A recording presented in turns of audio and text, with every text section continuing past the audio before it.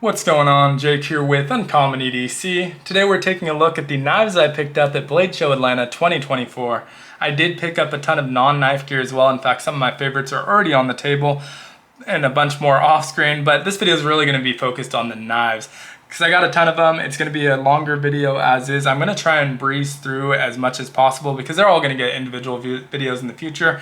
But if you want more details on any of them, if you are interested in hearing about my experience at Blade Show or see some of the other pickups, tune in to Just a Tip tomorrow. My co-host Tim School of Fish and I are going to be recapping our Blade Show experiences and showing off some of those scores.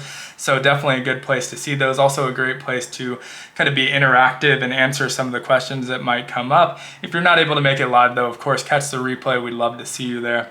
Now, let's dive right in. Again, going to keep it as brief as possible with each of these knives. So we'll start with the first one already on the table, the Ocaso Duo Desk Knife. One I've been excited to pick up since SHOT Show. I believe that's where it debuted. That's definitely the first place I saw it. My buddy Mikey's Daily Carry did some SHOT Show coverage and showed this off, and I've wanted one ever since. So being a desk knife, this isn't going to come with a sheath. Instead, what you're going to get is a stand. Really beautiful looking stand, nice block of wood, pretty minimalistic. Little Ocaso plaque here that's very similar to what you're going to see on their pivots. And so hard to show in this top-down view, but you can get a good sense of what that might look like in the stand here. Now, the thing that makes this so cool is the duo aspect of that name. So you can see this is a kind of a smaller knife, 3 fingers, which is perfect for administrative type tasks that a desk knife is made for, opening letters, opening packages, that sort of thing. Don't need more than that. But you can see how thick it is, which is a little bit unique for a desk knife. And the reason for that is this is actually 2 distinct knives held together by a magnet. You can separate those, get 2 individual knives that are mirror images of each other. Really cool. Can be used in tandem, although I don't know that I would really be doing that. They can be used in tandem, only ground on one side. So that allows them to fit together nicely to create a single edge when in that singular format. And when they're separate, makes them a little bit slimmer, a little bit more slicey, and just a great combo overall. I went with the Wharncliffe. It is available in some other shapes as well. I didn't check which ones, but available in some other shapes as well. I'll be sure to mention those in the full video for this. One other thing that makes this super unique is the skeletonization in the handle. Nothing really unique about that. A lot of brands do that, a lot of designers do that. Saves some weight, also gives your fingers a place to place the pads of your fingers and give you a little bit more security in the grip. But the top one has a collar that extends out a little bit higher. So you can see that when they're separated, this collar that's raised up and a depression on the opposite blade. And what that allows you to do is when it's placed together, the magnets are a lot more secure, so I can put as much pressure as I want on the back of this blade. It's not separating. And then it also creates a pivot point. And what that does is it turns them into a pair of scissors. There's no edge on the back side, but it's extremely precise and clean cuts with it. I've only cut paper with it so far. They had some paper at the booth. When I got home, I showed my wife, showed her with some paper. I will try it out with some corded small stuff, obviously, before I make that video. Not gonna do any heavy duty cutting. Don't try and cut wire or anything like that with it. It's gonna be for your office type cutting tasks. And so, really cool one. Also chatted with Rick Valdez, the owner of Ocaso Knives, pretty extensively at the booth. I've met him before, but first time chatting more in depth. He has a lot of great stuff in the works. Showed off some protos that I think are going to be very, very popular. And I do apologize. My voice is very scratchy. I've been talking a lot all weekend, so it's kind of losing it. But going from there, we're going to switch gears, go to priority number 1. So I had early access, and when you have early access, you usually want to use it on something a little bit more limited, something that maybe is going to sell out quick. And so there's so many booths that you have a pretty good chance, no matter what, to get what you want because everyone's into something different, and there's a ton of limited stuff. But I really wanted to get something that was a grail type knife. There was a couple of brands I was choosing from. What I ultimately landed on was a Mcnees. And I've wanted one for a while, but the reason I went with it this time is the finish on this particular one. So I got the Mac 2 3.5 with a Fallout finish. I love the Fallout video game series. I really enjoyed the show as well, but that's a lot more recent. But love the video game series. You can see the Vault Boy on there giving his iconic thumbs up, standing in front of that mushroom cloud. Just immediately takes you into that world. The finish, the etching slash anodization that they did to achieve that imagery also has that similar vibe and feel to what you get in the video games, that kind of gritty look to it. meshes really well with the stonewash on the blade. So overall, just a very cohesive package that looks great. A little bit bigger of a knife than I typically go for, but I carried around Blade Show all weekend, really didn't notice it in my pocket. I dropped it in that mag pocket in my jeans that I always mention, and yeah, carries very nicely, and it's built like a tank, super overbuilt. Feels super solid in hand and really aggressive jimping back here. These are USA made, really heavy detent on it, but not so heavy that it's difficult to break through. And all of the knives that I handled at the show were exactly like this. They have that heavy detent, but once it comes out with a lot of momentum because of the weightiness of that blade. So it's extremely satisfying.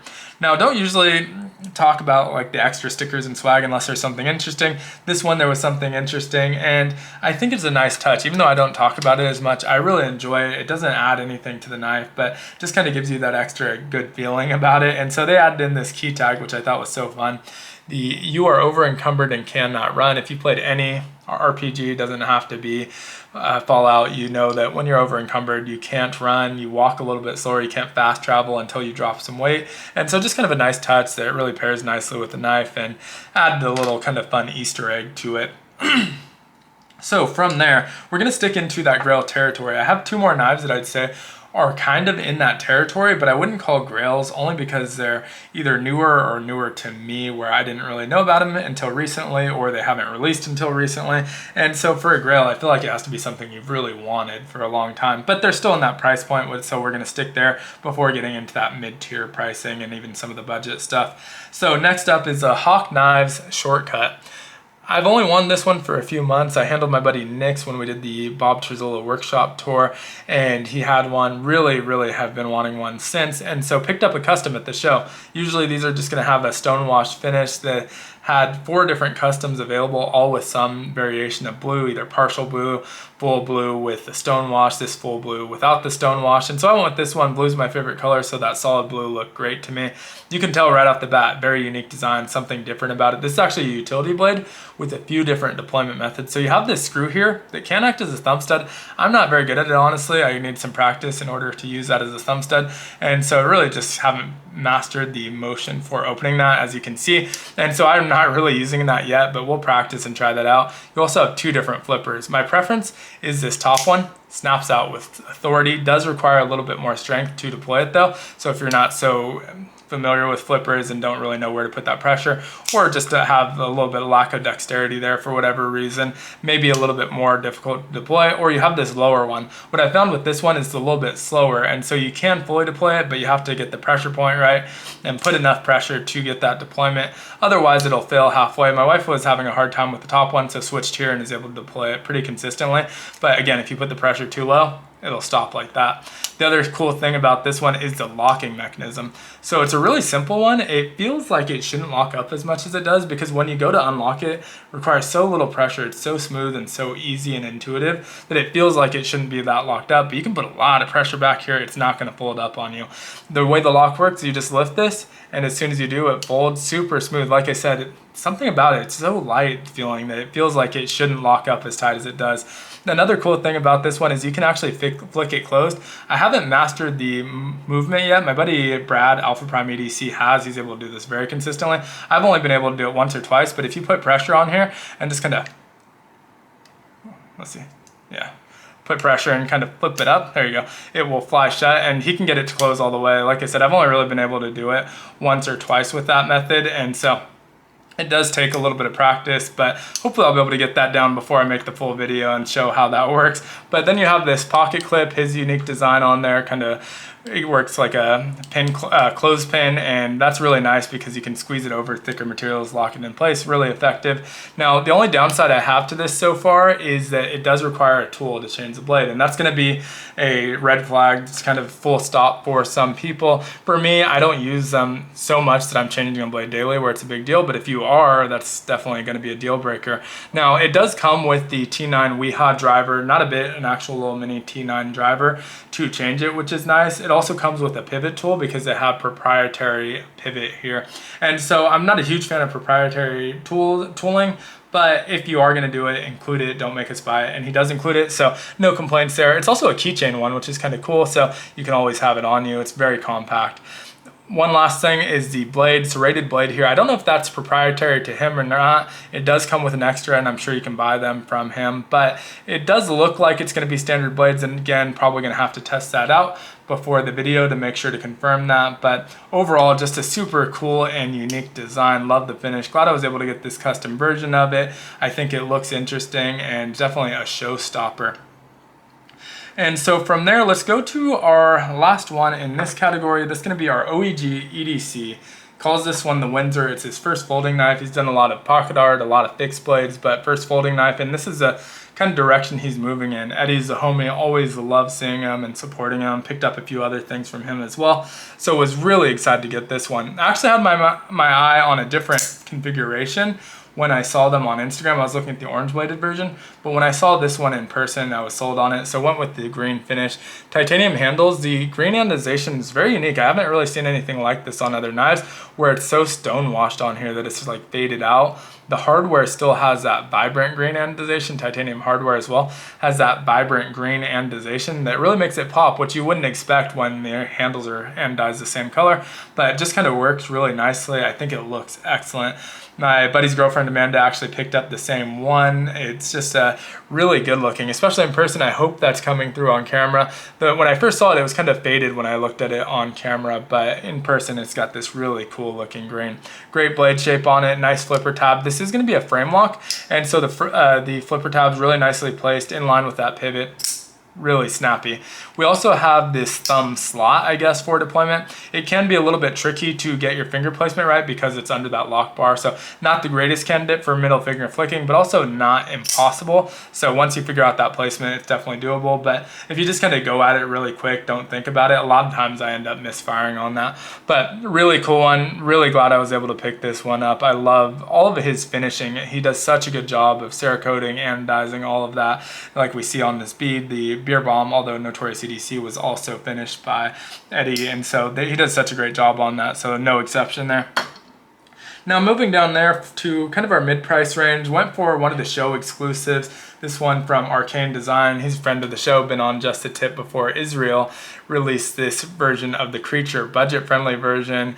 It's still going to be a little bit more pricey than some people would consider budget, but compared to the base model of this that we've seen in the past, definitely budget-friendly at $220. We get this beautiful ruby G10. I don't think I've ever seen this color G10. You usually get a more solid colored red, but this beautiful ruby G10, titanium on that backside, and so great combo. We have the thumb stud, we have the flipper tab.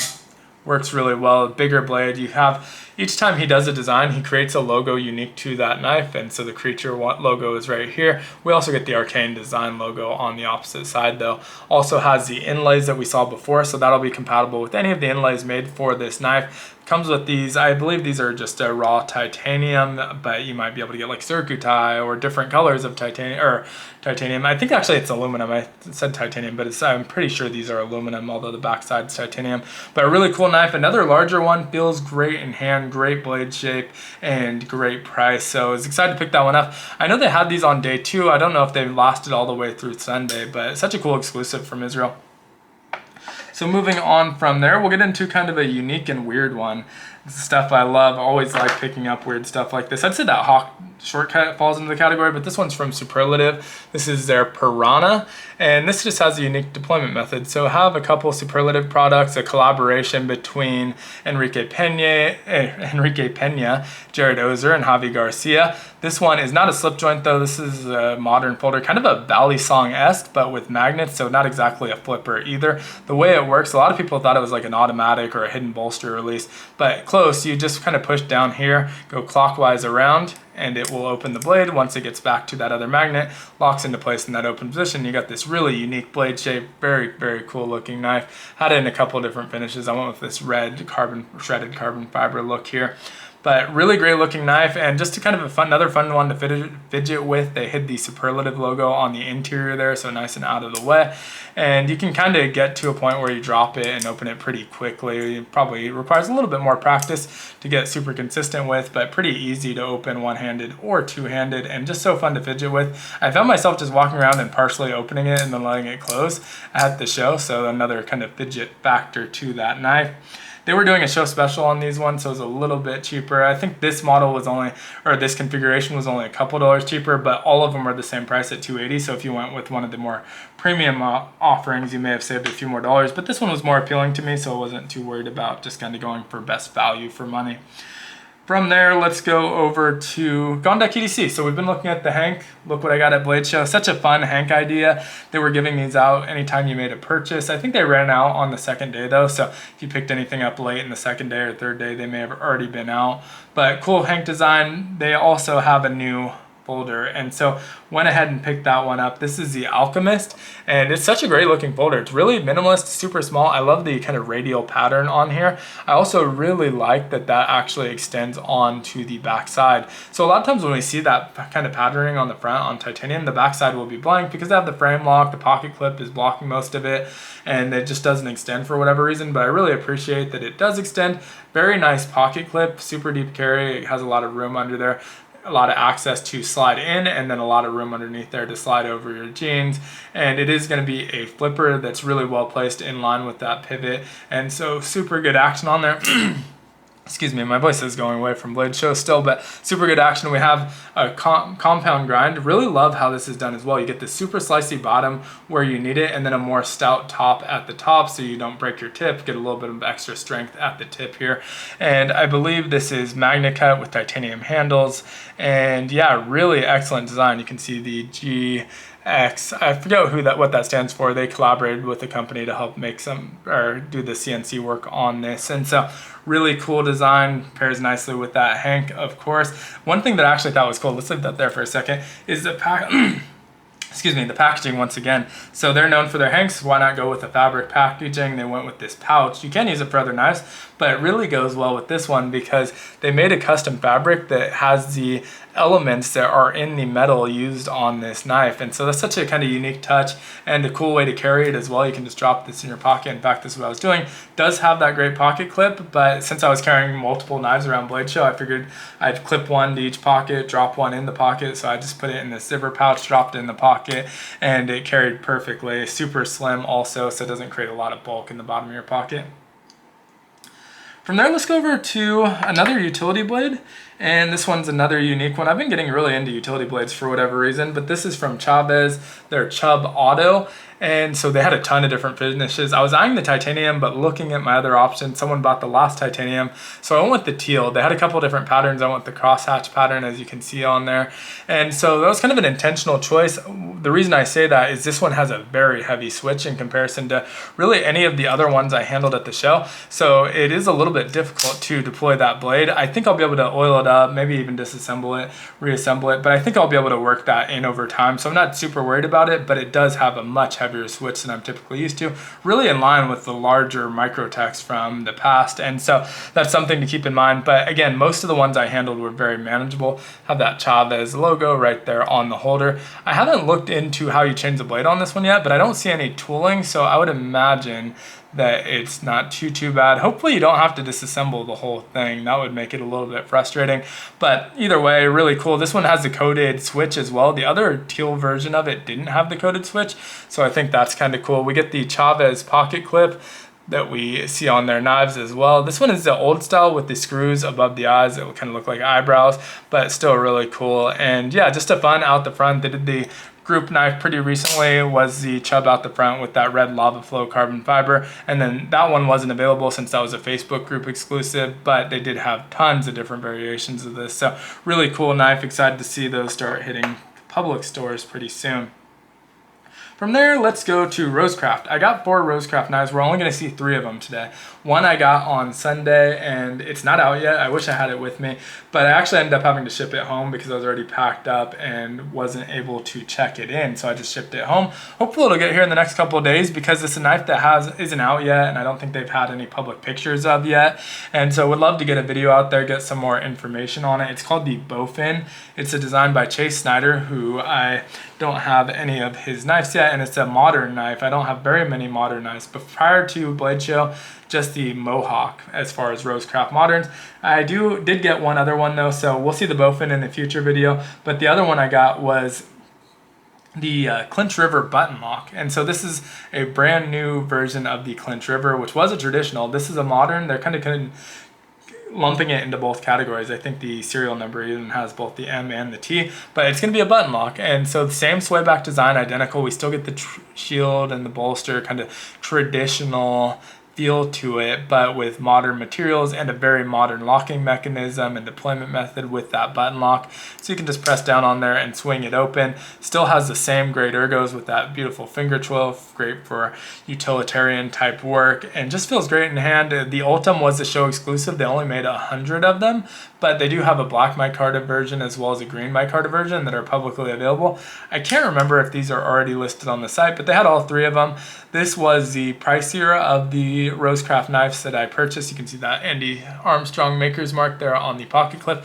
This was, I think, a little bit on the pricier side, but still not super expensive as far as knives go. Great Ultim handles on there. I love Ultim, so it being a show exclusive was a great pickup. If you're not a huge fan of Ultim, though, I think those other options look stellar. Really good job on the micarta on those. But did pick up two traditionals from Rosecraft as well. That's kind of where my focus has been with my Rosecraft collection. So we'll start with the Nola Chucky Jack, one I've really been admiring in people's videos. I think the covers on these look brilliant, and I waited too long. They sold out. So fortunately, they had a bunch at the show. I was even able to hand pick them. Andy Armstrong showed me my first option, a lot darker. Still beautiful, but I really wanted to see that green, so I went with the lighter cover, and I think this was a great choice. Also, a really well matched between the show side and the PAL side on this one. Some of them were a little bit darker on one side, lighter on one side, which happens naturally, but this one's really well matched and just a great shade of green. Beautiful spear point, larger slip joint, so full 4-finger grip on here. And yeah, really happy that I was able to finally grab one of these. I think they'll probably be restocking these soon if they haven't already, but just figured I'd grab one at the show while they're available and I can hand pick it. And that same thing goes for this next one. This is called the Savage Creek gunstock pattern from Rosecraft blades. Stag handles on this. This is actually my first stag handled knife, which is insane to me. Another one that I handpicked. For this one, I was going for something a little bit different. Obviously, the last one I was going for coloration, and that was true here too. I didn't want it to be too dark. It's a little bit darker, but not too dark. But what I was going for was kind of the peaks and valleys. I wanted some nice raised areas where it was still comfortable in hand, but it had a little bit of variance in the thickness of the handles. So you can see mine's thicker towards the back and the front and slimmer in the middle, and I thought that would offer a nice grip on this one. And we have our nail nick deployment, traditional gun stock pattern. Feels great in the hands. I love the look of the stag. So excited to get my first stag knife. I've really been wanting to pick up a few and just haven't gotten around to it. So cool to be able to pick this one up. This is going to be, since it's stag, a little bit more expensive than some of the other traditionals in their lineups, but I think it was still around $80 or so, maybe even a few dollars less than that. So not terribly expensive, but getting these beautiful covers on that knife. So from there, just a couple left. We have a case knife I mentioned on the live stream. This is one that I wanted to pick up. This is the Barlow, the PB&J. They had most of the patterns. They were missing, I know, the Sodbuster, which is the other one that I wanted to pick up. I planned on picking up both, but since they only had the Barlow, I picked out the Barlow. This SMKW was also letting you hand pick the covers, so picked up the one that I like the best. Really beautiful, vibrant purple. This one's a little bit more jelly than peanut butter, but I just liked how vibrant that purple was. I liked how the edges looked on this one. It was all well centered and no gapping, and so I went with this one. I looked at two, and this was the one I liked better of the two. Kind of your traditional blades on there. Again, I'll do a video on this one, so won't go too deep into that, but beautiful example of this knife, and am very excited to get that Sodbuster. It wasn't that they were sold out, they just didn't even get them in time for the show. So down to our last two knives, we got two pretty cool ones. First is from Vero. This is the Neuron. This is a double detent. You do need to, I think, take this apart, clean it up, and polish it, maybe get some oil in there. But serialized, we have number 129. We have this thumb, I don't know, depression here. It's not actually a thumb hole that you can use to flick it open with your thumb or your middle finger very nicely. Beautiful blade shape on that, and being a double detent, we can just push it closed, but not quite to the point where I can just snap it closed with one push, which is where I want to get to. And you can hear there's a little bit of a squeak, so you can tell it's dry. It needs a little bit of oil. I think once I do oil it up, oh, there we go. Once I do oil it up though, it's gonna move like a dream and really snap into that open and close position super nicely. This one does have a pocket clip, but if you're wanting to be a little bit more traditional, obviously this is modern, it's not even a slip joint, it's a double detent, but if you want to kind of carry it as a slip joint, they do sell plugs for it. I did ask about purchasing a plug. I don't know how much they cost, but they just threw one in for me, so didn't end up needing to purchase that. And that's one thing about Vero. This is 2 years in a row. He's just kind of giving me stuff for the stuff that I'm buying, and so not trying to overcharge you, really trying to make sure you have the best experience possible with his products, and I really enjoy that. And he does such great designs, really great work. And just a very like iconic, I guess, look to them. You can always tell a Vero design, and so beautiful knife, really excited about that. I actually picked up a lot of Vero stuff. So I picked up some gear. We have the new proto bit driver, some other stuff as well, some beads and things like that. And so picked up a lot from the Vero booth. Now last but not least was Daily Customs. I picked up one of their custom sacks. This one, the brass, and so they were doing a special on these, which was $50. I believe these 58mm brass are $50 themselves if you buy them on their site, and so to have them already pre-installed is really great. And so I think this looks great, nice looking, a little, I don't know what model this is actually with that Phillips. We have our pen blade and our flathead file. So I'm not 100% sure what model this is. I want to say it's like the Rambler or something, but I may be completely off base. Let me know in the comments. But I just thought that brass Victorinox looked great. I was looking at some of the bigger options with the titanium. They had a really great Topo titanium one as well, but I figured I'd get in on the special. It was just a great price. I was kind of late in the show, so my budget was starting to run kind of thin, and so this seemed like a great one to pick up. I think it looks great, and it's going to patina really, really nicely. Now that's all of the knives I picked up, obviously minus that bow fin from Rosecraft that I don't have here to show, but again, I'll try and get a video out on that one as soon as I get it in so that I can show it as soon as possible, and I'll be working my way through these pretty regularly, integrating some of the other gear into the videos, and of course talking about it on the live stream. But would love to hear what you thought was your favorite in the comments below. If you went to Blade Show, what you picked up. If you didn't, if you got in on any of these sales. I know a lot of companies were doing sales for people who couldn't make it to Blade Show with percentages off or just kind of exclusive drops and things like that. And so definitely would love to hear about your experience down in the comments below. But I hope you enjoyed it. I know it was a longer one, but hopefully a lot of fun knives there. Thanks so much for watching. If you enjoyed the video, consider liking, commenting, subscribing, or joining the channel as a member. They all help me out a ton. And I hope you have a great one. Take care.